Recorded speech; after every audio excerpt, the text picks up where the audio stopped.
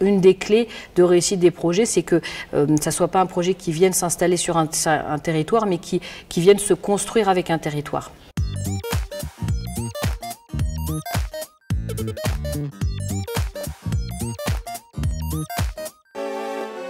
J'ai eu la chance de grandir en Seine-Saint-Denis, donc j'ai pu à la fois connaître toute la vitalité, la richesse de ce territoire-là. Et c'est vrai que quand j'étais jeune, je ne comprenais pas pourquoi à chaque fois mes parents m'emmenaient dans des grandes salles à Paris voir des beaux concerts et qu'il n'y en avait pas justement sur le territoire de la Seine-Saint-Denis. C'est des territoires où on voit aussi beaucoup d'inégalités, parfois en termes d'aménagement urbain, en termes de transport. Et ben, l'accès à la culture, elle est encore plus parce que quand vous avez des quartiers où il n'y a plus de bus à 20 h, qu'il y a des problèmes d'insécurité, d'éclairage urbain, c'est difficile de demander aux populations d'aller dans les grandes salles parisiennes voir des concerts, alors que c'est même des fois parfois difficile de les emmener même dans le lieu culturel de leur ville.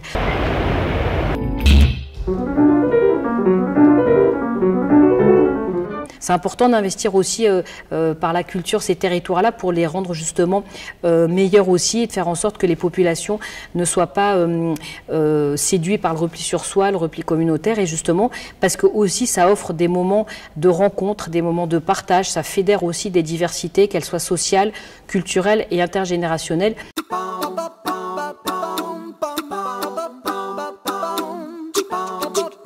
Les politiques culturelles ont souvent été orientées vers un certain style ou certaines esthétiques en termes d'art et de culture. Et c'est vrai qu'on voyait beaucoup les cultures urbaines se développer. Et ce sont des arts et des esthétiques que j'apprécie beaucoup.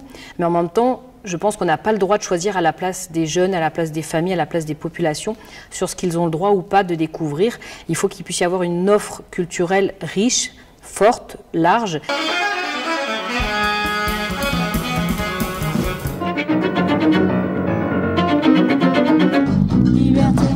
J'ai aussi le droit de croire et d'accomplir mes rêves. De penser un territoire pas uniquement autour du bâti, de la dimension économique, mais de le penser aussi par la culture. C'est quelque chose d'important parce que ça permet aussi de réduire les inégalités. Quand on apporte de la culture sur un territoire, eh ben, les habitants, les populations ont envie aussi d'investir ces lieux culturels, ont envie d'investir ces moments de culture. Il n'y a rien de pire sur un territoire de voir des beaux projets vivre, se réaliser et simplement de rester spectateur parce qu'on ne peut pas y rentrer, parce qu'on ne peut pas y travailler.